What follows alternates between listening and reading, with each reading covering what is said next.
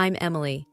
I was a 25-year-old living a quiet, unremarkable existence with my boyfriend Mike in a relationship that had seen better days.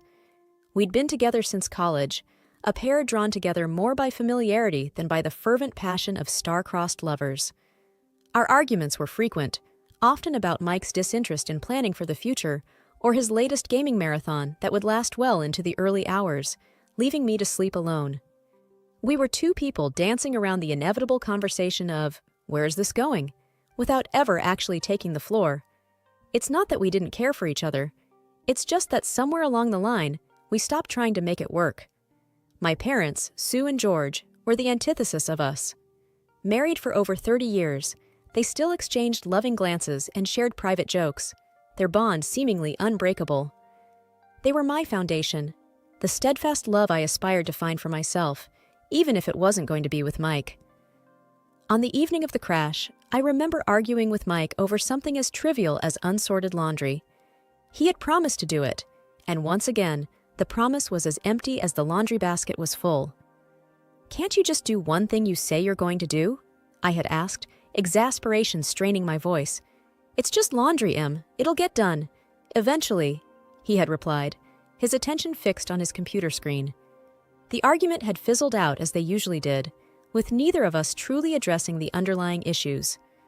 Later, as I sat in the back seat of my parents' car, the warmth of their chatter was a soothing balm to the residual frustration from the argument with Mike. They were celebrating another year of Mom's life, and their joy was infectious. Then, the world turned on its axis. Headlights merged with the sound of metal on metal, and everything went black. When I awoke, it was to the antiseptic smell of a hospital, the relentless beeping of the heart monitor, and a heavy blanket of dread. The doctor's words were clinical and detached, but the message was clear. My parents didn't make it, and my legs, my perfectly normal, taken-for-granted legs, might never carry me again.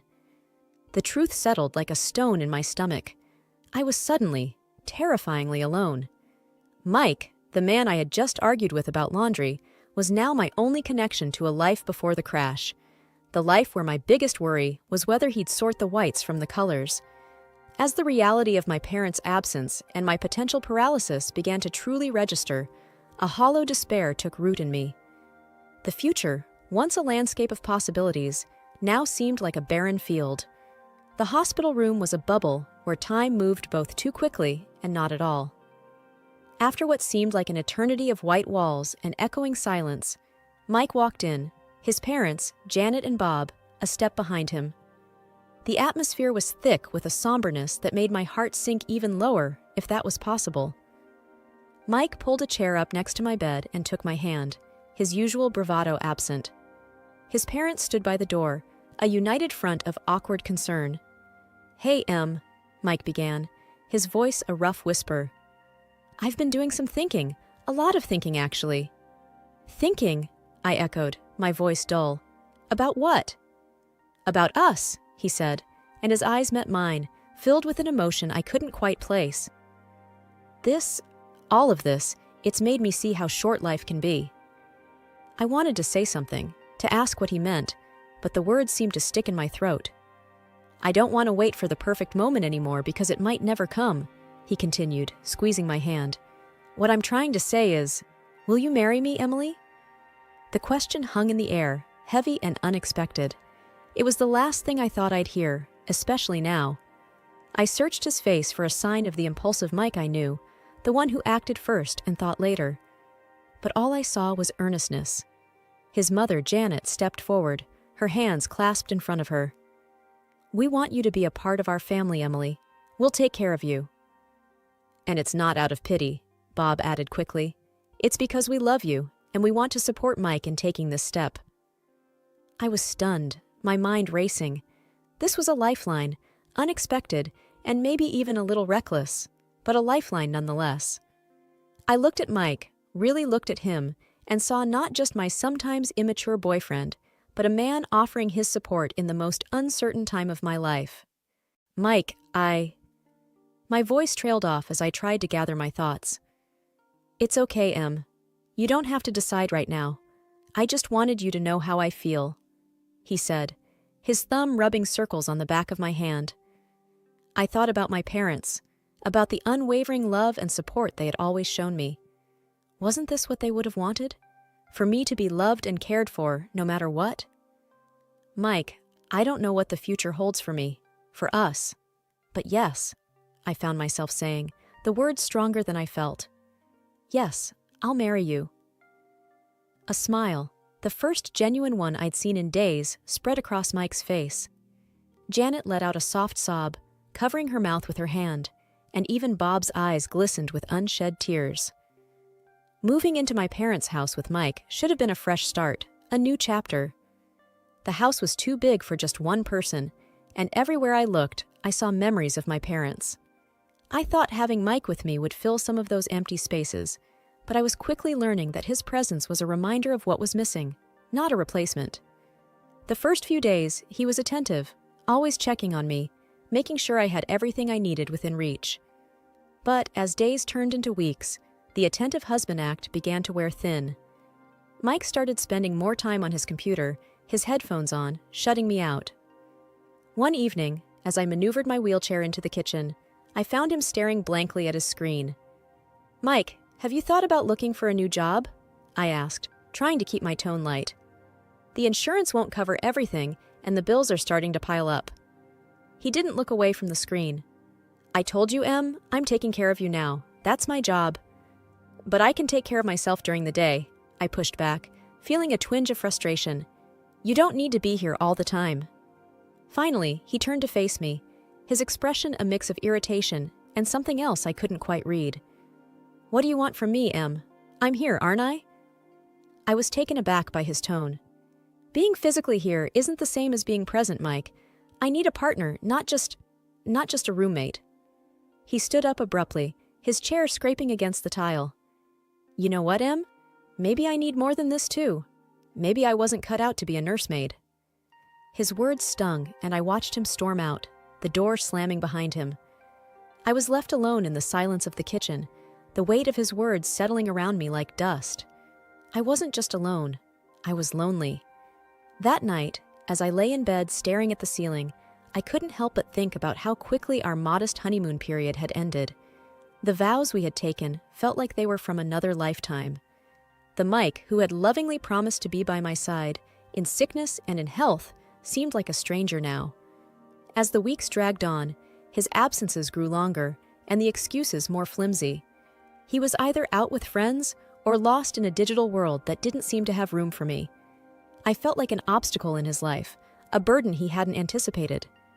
One particularly tough day, when the pain was bad, and the house felt more like a mausoleum than a home, I heard the front door open. Expecting Mike, I called out, "Is that you?" "Yeah, it's me," he replied, his voice distant. "I'm just grabbing a few things, then I'm heading out again." I wheeled myself to the hallway, watching as he rifled through a drawer for his keys. "Going out with friends?" I asked, trying to mask the hurt in my voice. He paused, keys in hand, and sighed. "Em, I need some space, okay? It's not easy for me either, all this." I nodded, biting back tears. "I know. I just thought we could maybe spend some time together, like we used to." He shrugged, avoiding my eyes. "Maybe when things settle down a bit, I gotta go." The house felt emptier with each passing day, a vast space filled with silence and the ghost of better times. It wasn't just Mike's absence, or the silence left in the wake of my parents' voices. It was the small things that started to go missing. A vase my mother loved, a silver frame holding a family photo, a painting that used to hang in the hallway. I first noticed it when I was trying to distract myself with memories. I wheeled myself into the living room, intent on looking through the photo albums. But as my eyes scanned the room, they fell on the bare patch of wall where the painting had been. Confusion knotted my brow. "Mike!" I called out, unsure when he had last gone out. There was no answer, and the emptiness of the house seemed to echo back at me. That evening, when Mike returned, I asked him, "Have you seen the landscape painting that used to be in the hallway?" He barely glanced up from his phone. "Oh, that old thing? Yeah, it was getting dusty, and I figured we could use the space for something else." Something about his casual dismissal didn't sit right with me.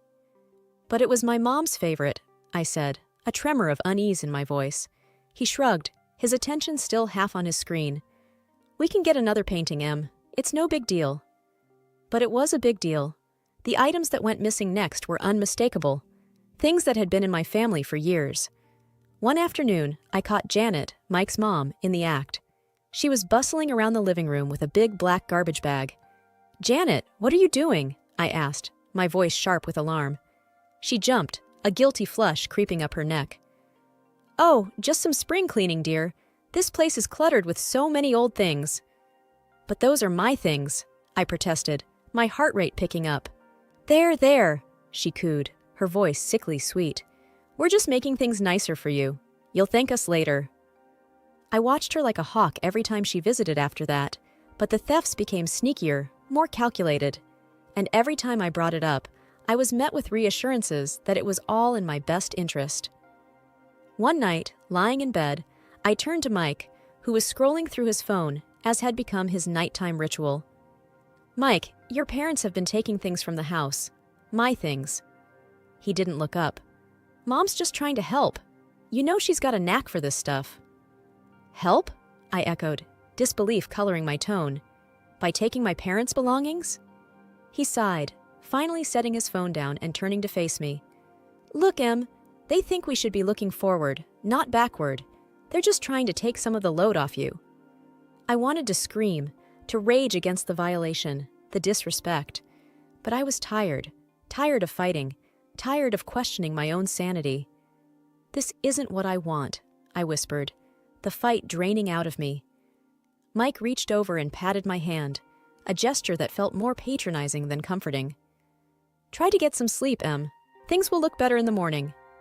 I couldn't take it anymore and confided in Anna, my closest friend, who was also a massage therapist. She had been helping with my rehabilitation, her visits a rare source of relief. "Anna, things are going missing around the house," I confided as she worked on my stiff muscles. "And I can't shake the feeling that Mike and his parents are behind it." Anna paused, her hands stilling on my shoulders. "Have you talked to Mike about this?" "I have, but he just brushes it off. Says his parents are helping us by decluttering." I let out a hollow laugh. "But it's only my family's things that are disappearing." Anna's brows furrowed in concern. "That doesn't sound right, Em. Do you want me to do something?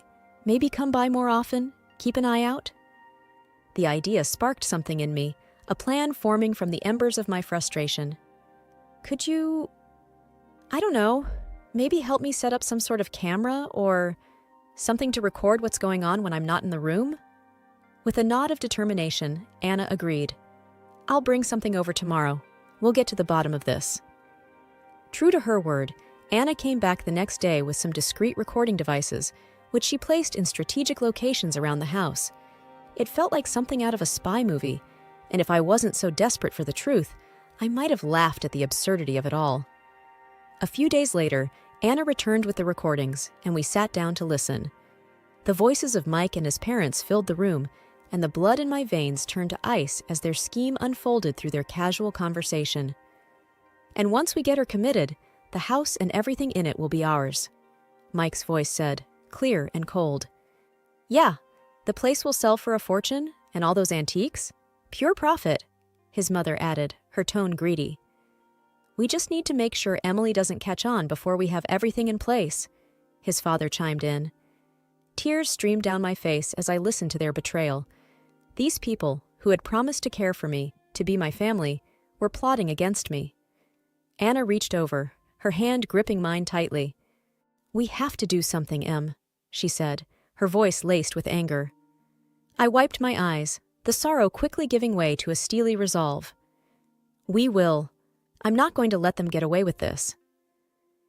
The morning after listening to the recordings, I tried to act normal, but every word they said, every smile they gave, felt like a lie. It was during breakfast when I noticed something was off. The usual noise of the city that drifted in through the open window was absent. I wheeled myself over to see what was happening, only to find that the ramps that allowed me access to the garden were gone. "Mike!" I called out, my voice laced with panic. "Where are the ramps?" He came into the room, feigning ignorance. "The ramps?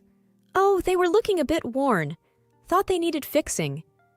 I stared at him, the man I thought I knew. And you didn't think to tell me? How am I supposed to get around? His gaze was evasive as he shrugged. I just thought you'd be safer inside for now. You know, until we get new ones. The room felt like it was spinning, and it wasn't from my injury. Safer? Or trapped? The words slipped out before I could stop them. He didn't respond, just turned and walked away, leaving me stewing in a mix of anger and helplessness. Later, when I asked Janet about it, she was syrupy sweet with false concern. We're just looking out for you, dear. We wouldn't want you to have an accident, she said, touching my shoulder with feigned tenderness. I pulled away from her touch, feeling the sting of their deceit.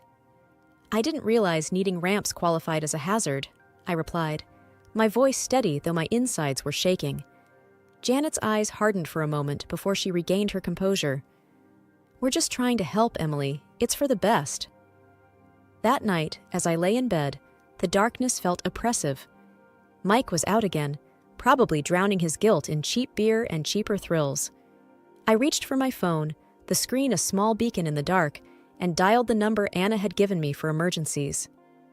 Anna, I whispered when she picked up, they've removed the ramps. I'm literally trapped in my own home. Her voice was firm, a lifeline in the tumultuous sea I was drowning in. Hang tight, Em. I'm going to make some calls. We're going to sort this out. Next day, I was in the kitchen when I heard the doorbell. My heart pounded as I maneuvered towards the entrance. It was Anna, flanked by a man and woman wearing crisp suits and stern expressions. They were from a local disability rights organization, here to assess my living situation. Beside them was my lawyer, Mr. Hammond, clutching a leather briefcase. Emily, we're here to make things right, Anna said, her determination matching the resolve in my chest. Mr. Hammond stepped forward. We need to establish the facts first, Emily. I'll need to see the house. Check against the inventory of your parents' belongings. As we moved through the house, the representatives from the service took notes, their disapproval clear at the missing ramps and the blatant disregard for my welfare. Mike walked in during the commotion, surprise etching his face. Em, what's going on? Who are these people? I looked at him, really looked at him, allowing the full weight of my gaze to settle on his shoulders. I'm taking back control, Mike. This is my lawyer, and these are advocates for people with disabilities. They're here to ensure my home is safe and that my rights are respected. Janet and Bob entered the fray, confusion turning to fear as they realized the seriousness of the situation. Emily, darling, what is this about? Janet's voice trembled. It's about my rights, my home, and the truth, I said, my voice steady despite the storm raging inside me. Mr. Hammond is here to confirm the inventory of my inheritance. Mr. Hammond opened his briefcase, pulling out documents and photographs. We have detailed records of all items bequeathed to Mrs. Harper. It seems several are missing. Bob's face paled. Now, Emily, I'm sure this is all just a misunderstanding. There's no misunderstanding, I replied, the recordings Anna had provided playing in my head. And I have more than just missing items to discuss. Mike's parents looked at each other, the facade of the caring in-laws crumbling before my eyes. Mike stood there, silent, the reality of the situation dawning on him. Anna moved closer to me. We also have evidence of the conversations you've had regarding Emily's property and well-being. The advocates from the Disability Service spoke up.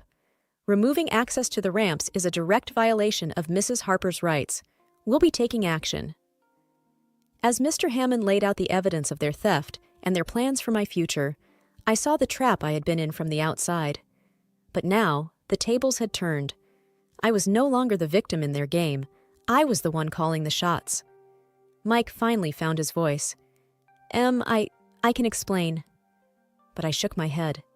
Save it, Mike. I've heard enough. Janet started to cry, and Bob put an arm around her, but there was no comfort to be found in their deceit. The day of the trial was a culmination of everything I had endured.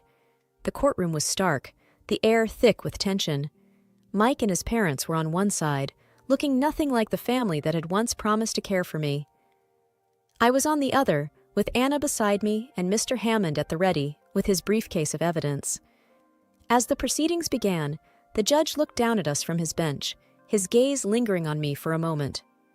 We are here to examine the evidence regarding the allegations of theft and the premeditated exploitation of Emily Harper, he said. Mr. Hammond presented the recordings, the inventory discrepancies, and testimonies from the disability advocates. The evidence was damning, and Mike's family could do little but squirm under the weight of their own deceit. Janet sobbed quietly, her sobs a soundtrack to the unraveling of their scheme. "We never meant for things to go this far," she whispered, when it was her turn to speak. The judge's voice was firm as he addressed them. "You took advantage of a vulnerable person. There's no excuse for your actions." Mike stood, his voice barely audible. "I'm sorry, Em. I never wanted to hurt you." I looked at him, the history we shared playing out in a flash before my eyes. "Sorry isn't enough, Mike. You chose this path." The gavel came down like the final word on the life I had once known. Mike and his parents were found guilty. Reparations were ordered, and they were to have no further contact with me. With the help of Anna and a dedicated team, I started physical therapy. Each small movement was a victory, each step a testament to my resilience. My legs, once lifeless, began to tingle with new strength. One day, as I managed to stand with the help of parallel bars, Anna cheered me on. "Look at you, Em, you're doing it!" The smile on my face was mirrored in her own. "I am, aren't I?" The joy bubbled up from a place I thought had been broken beyond repair. And so I moved forward, one day at a time. The house, once a mausoleum of my past life, was slowly transformed back into a home, a sanctuary where I healed and grew stronger.